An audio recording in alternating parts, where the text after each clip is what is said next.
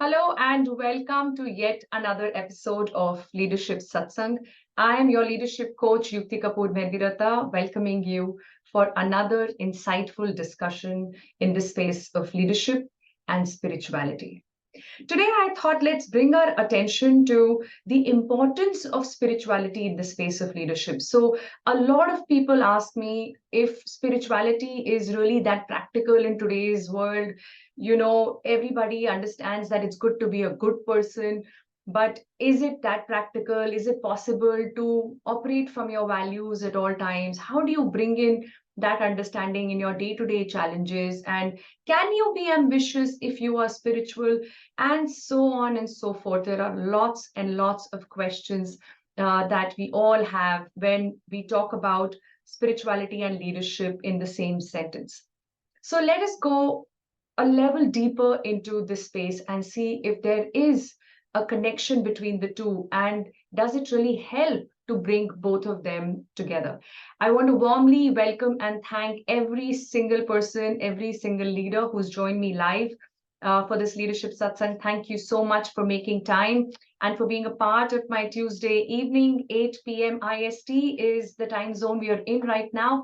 And I'm really, really grateful to each one of you who makes sure that you join in and be a part of this satsang session. The questions that I pick are questions from you. The intent that we have through this platform is to answer those questions. So if you have any question in the space of leadership or spirituality, please feel free to write to me. My email ID is yukti@sbyacademy.com. What we're going to talk about today is also coming from some of those questions which we have clubbed together and kind of brought it under the space of spiritual leadership. So let's start the decoding first. Let's look at what the term spiritual leadership means. What does it really mean when we call somebody a spiritual leader? See, if you Google and you go on Google right now and you type spiritual leader, it will probably show you some religious gurus, some religious leaders, some content on maybe Christianity or something on those lines. And that is because no matter what we say, many of us are still confused between what is spirituality and what is religion. Now, spirituality is the reality of your spirit, your consciousness, your soul, your good, your bad, right? It is what guides you as your guiding principles. Hence, spirituality is what connects you with your core values. Now, this is interesting because we, as busy professionals, leaders, are not as aware of our core values as we should be. If I were to ask you what are your values, you'll probably give me some nice words like trust, respect, honesty, integrity, etc. But these are just a few value words we are used to sharing when we asked such a question. Core value is levels deeper than just being aware of some value words. What is core value? Your core value is what is a non-negotiable for you, which means if you act against this value, you're not able to sleep well at night. You're probably earning more money in the process, or more fame, or more popularity, or more XYZ, but you're not able to sleep well. You're not happy. Something from within is just not settling down. And that's when you know that you've gone against your core value. The more we practice spirituality, the easier it gets for us to connect with our core value and stay connected with that. What that does for us is it brings in a lot more peace and a lot more clarity on whatever decisions we have to make. When we are clear about what we will do, what we will not do, what is okay, what is not okay, it gives us a lot more peace of mind. Even if it comes at the cost of losing some materialistic benefits. But you know, by the end of the day, that you're feeling good about what you've just done. It just makes you feel that you're a good person. Now, see, I believe that each one of us is a good person. Like, I don't think there are bad people out there. We're probably doing a few things bad for somebody else, but we can't really label anybody as a bad person, no matter how bad a deed they have done. It could be an act which was bad, a behavior which is bad, but We all somewhere have the intent to do good. We all have the intent to help others, add value, be of use, etc., etc., right? Something which is more meaningful than just that one behavior with which we're labeled as bad. Similarly, values are also always good. There are no bad values, right? So if somebody thinks that honesty is their value, does not mean that they don't value trust. If somebody else thinks that integrity is their value, does not mean they don't value service or respect or any other value word that comes to your mind. Having said that, the core value that you have could be different from somebody else's core value. And when you bring in the practice of spirituality, you're able to stay more with these core values. And I'm going to spend some more time on this because this is very, very important. Let's first understand what is spirituality. Then we will see what it does to leadership and why is it important for us as leaders to have a spiritual practice. Now, spirituality is not bound with any ritual, right? You don't have to kind of follow ABC rules to be a spiritual person. Spirituality is also not something that you can claim to be, that I am a spiritual person. A lot of people say that, right? I am a spiritual person. And when you ask them, what does that mean? They'll probably tell you, I go to temple every day, or I go to church or mosque, and I keep fasts. I follow all the religious rituals. I do everything that's expected of me with my clan and among my clan, which clearly is more inclined towards being religious than spiritual. Spirituality is about being connected with your humanity, being connected with your consciousness. That helps you to stay truthful, authentic, and honest to yourself. That is what spirituality truly means. Hence, I call it as the reality of your spirit, the person, that soul, that energy, that consciousness which resides in you, which is what God means to me, right? So as we say, God is in everybody. For me, that just means the voice inside of you that tells you that you're doing something right when you do it right, and that tells you not to go in that direction because it feels wrong, is your God talking to you, your inner voice, your spirit. Connecting with that is what makes life a lot more meaningful. And leadership is no exception. Now let's see how this gets translated into leadership. So you see, there are lots of different school of thought around the levels of leadership. So somebody could say that these are the 5 levels of leadership. Somebody else would define it as something else. Irrespective of what these levels are, ultimately, the way it flows or progresses from one level to another has a pattern to it. So I'm going to share with you what I understand as the 5 levels of leadership. And I would encourage you to find yourself in these levels as I put them on the screen. See which one do you operate from most of the times. Let me tell you, none of us is at the same level all the time. Different situations and different people help us to understand which level of leadership to operate from. Having said that, some of us operate from one of these levels a lot more than others. So what you need to do, as always, with a very candid self-assessment, understand these 5 levels as I explained and see where do you operate from most of the times. So let's look at these 5 levels. To my mind, the lowest or the first level of leadership is what I call as a transactional leadership. Transactional leadership means when you are a task-oriented leader, when you focus on what needs to be done and you know how to get it done from others. That's when you are able to complete what is expected of you, and you're a transactional leader. So you will not indulge much with what the person is going through, what's happening with them. Your focus is to see what skills are required for this person to do the task they're supposed to do, and what is it that I can do to help them get through with this task, right? So you are with them, equipping them, walking with them, ensuring that the tasks are done as planned. This is the first level of leadership, which I call as a transactional leadership. You are at a transactional level with other people. And then you elevate yourself to the next level of leadership. And that is what I call as effective leadership. Now, here, you're not just task oriented, you're also result oriented. In fact, you will allow people the flexibility to choose their own path or method as long as they are able to deliver the result that you want from them. Now, if this means you need to counsel them once in a while, you will do that. If you need to coach them, you will do that. If you need to be a mentor, a manager, all four different roles that a leader has to play, an effective leader understands which role to play in which situation with what kind of an individual. So effective leader is somebody who delivers results. Now that looks like a very good level to be at. And yet I would consider it to be just level 2 of leadership. Because when you go beyond this is when you become a spiritual leader. A spiritual leader is someone who does not blame others for what is not done or what goes wrong.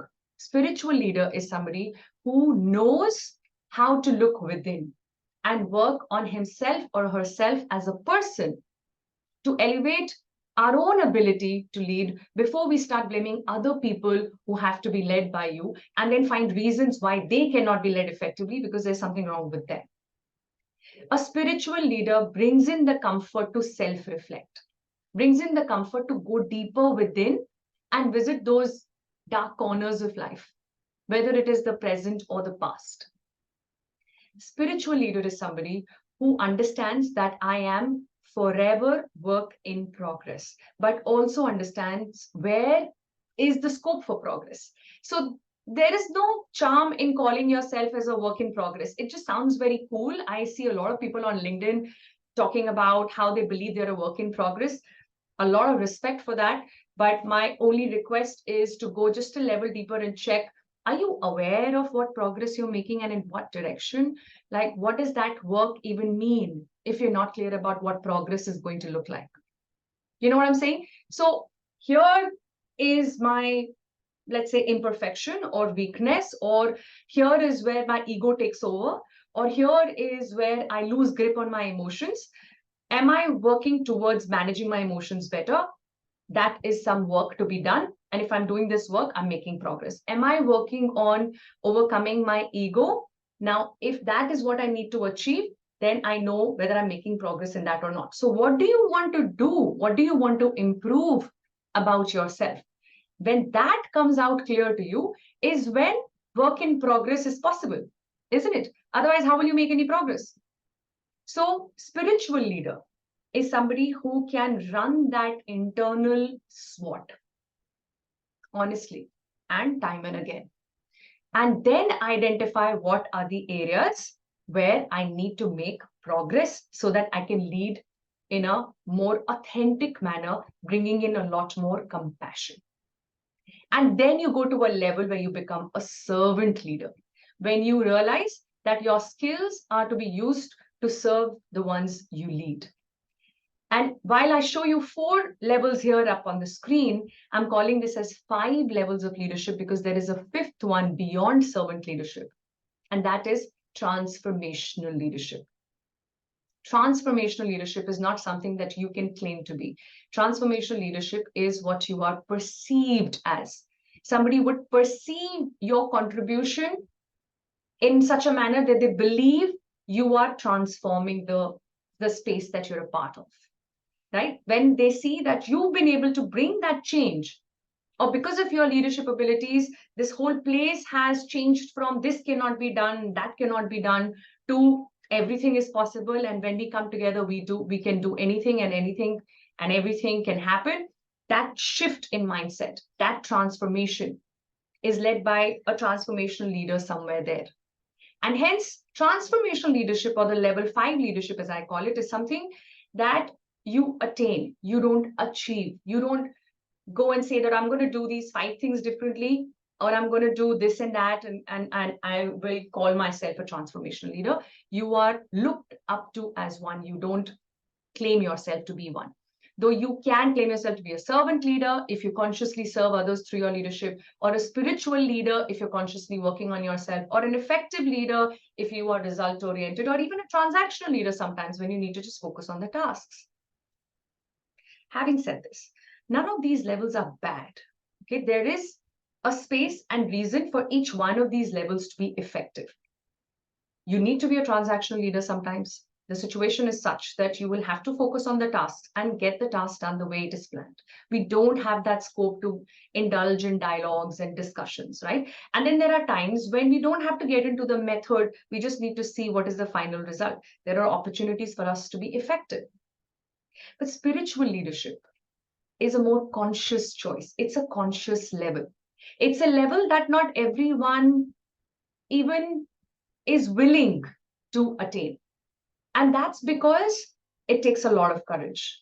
It takes a lot of courage to go within yourself and accept your imperfections with love, with compassion, and then work on those areas so that you're able to truly let go. You're able to genuinely take the responsibility for whatever happens in your life and in your business, in your team, and putting a hand up and taking complete responsibility, saying that, all right, whatever goes right happens because of this awesome team that I lead, and whatever goes wrong is me, work in progress, and I realize, and I'm making some progress, and I have a plan, and I'm working towards it.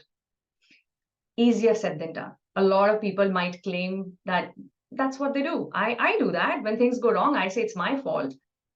But, and then there is a but that follows. Yeah, it's my fault, that this went wrong, but XYZ did not listen to me. Or so-and-so resource was not provided to me. Or I didn't have enough guidance. Or there is something else which follows that but. When you want to become a spiritual leader, it starts with your willingness to let go of that but.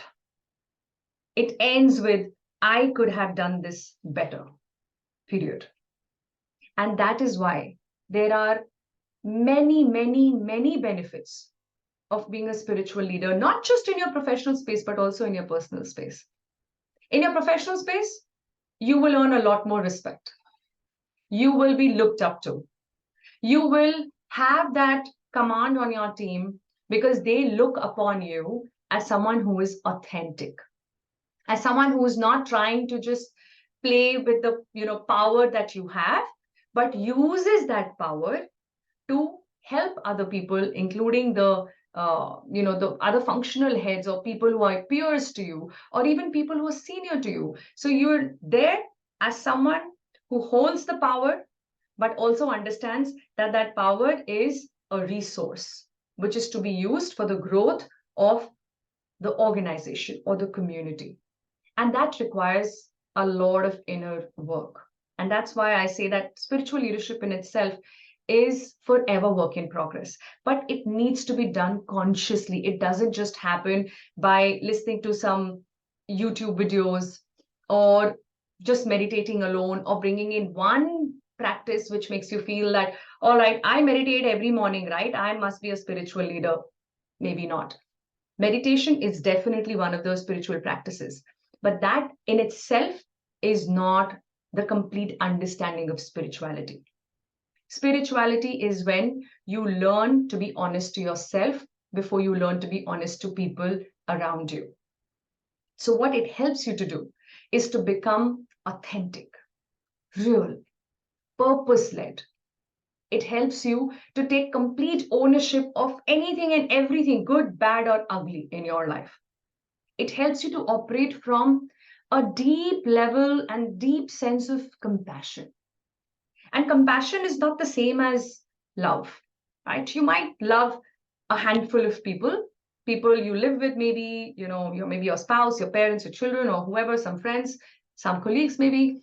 But compassion is something that you can feel for millions and zillions of people you don't know, people you've never met.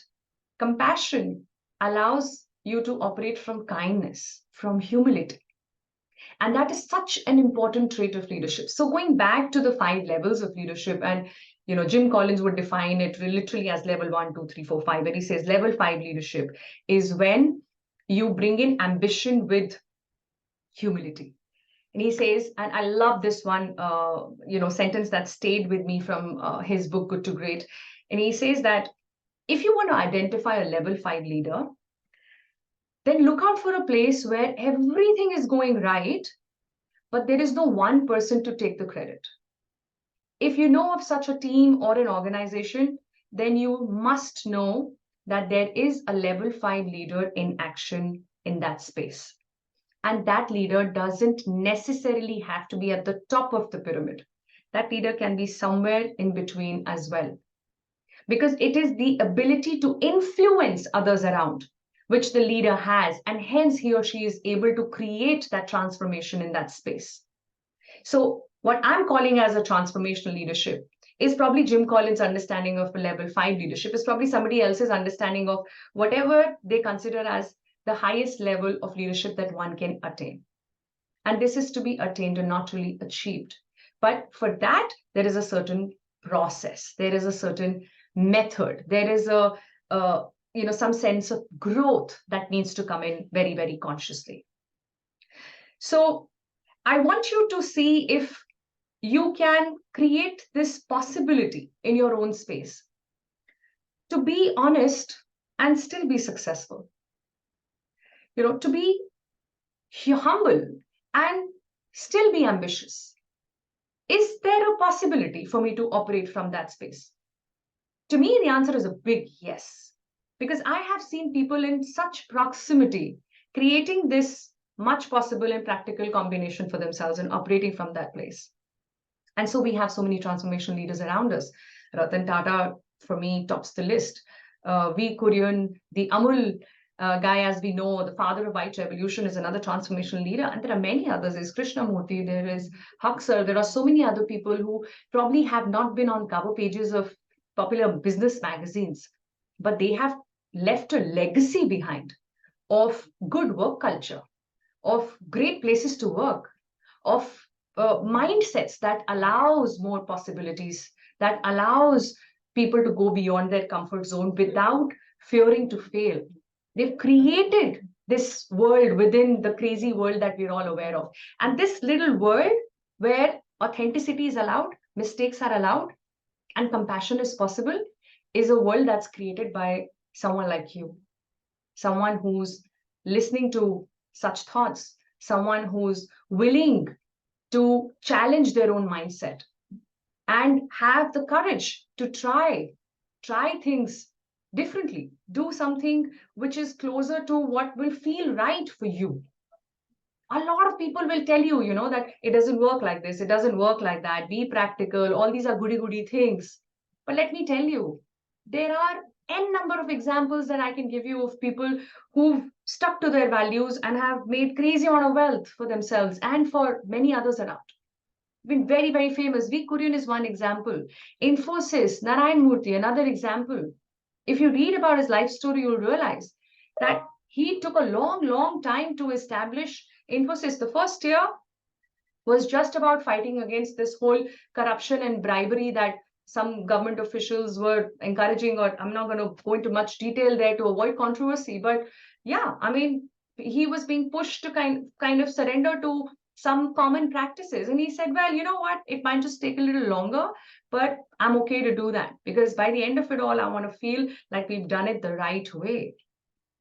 Is there any question about how successful the organization is? When you talk about Infosys, we know we're talking about one of the best organizations that India has to offer to the world. And there are many, many other examples. In fact, more importantly, why don't we create more examples?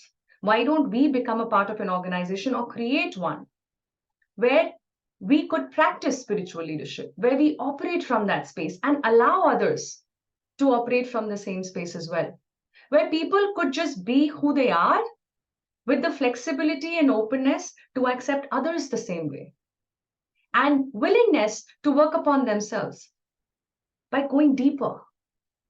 There are two ways to develop yourself, guys, and both are important. One is skill level development, right? You've got to see, okay, communication is my problem. I need to learn communication. I need to be more creative. I need to learn to collaborate in a better way. I need to make better decisions. I need to manage conflicts in a better way. Now, these are all multiple skills in the space of leadership. This is skill development, very important. But then what needs to go alongside is self-development. What do I need to do to be a better person today? What can I consciously learn about myself that makes me better connected with my own spirit, so that whatever I do feels more real, feels more authentic?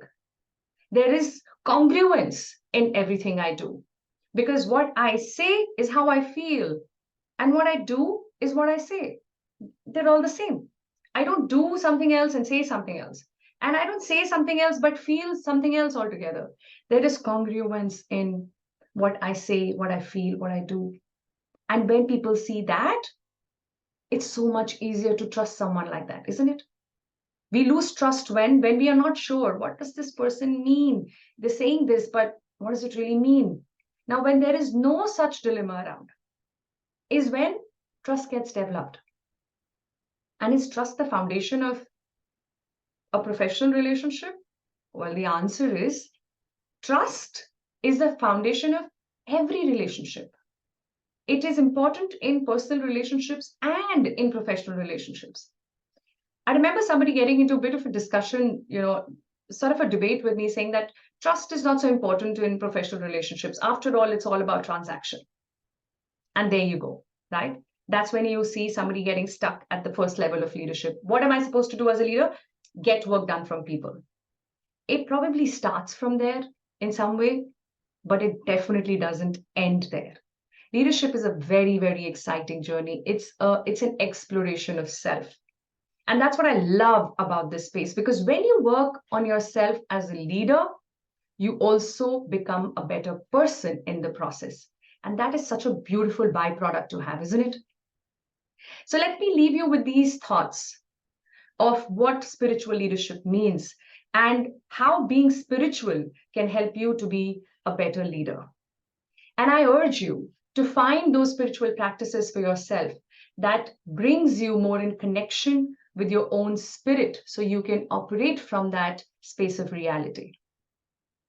I hope you took something away from this session and you found it to be useful. Would love to know, what are you taking away? What's opening up for you in the comments below? And don't forget to put out your questions to me. Would love to take them up in the next sessions, going forward in the episodes. And I also want to remind you that every last Tuesday of the month is an open house, where I'll be happy to take any questions related to leadership that you can share with me live on LinkedIn as we interact. So keep it ready for that session, and you don't really have to wait for that to happen, because you have my email address and we're connected in more than one way. So please bring it on and share your questions. Would love to take them up. Follow me on other social medias as well. Yukti Talks is my handle on Insta. And Yukti Mehendirata is our YouTube channel. We're slowly developing some more content, putting it out there, hoping that it's adding some value to you. Please do share if that's happening, and if it's useful for you, really, really encourages me to keep going. Thank you so much for your time and undivided attention. Means a lot. I will see you again next Tuesday at 8 p.m. IST for yet another Leadership Satsang. God bless you.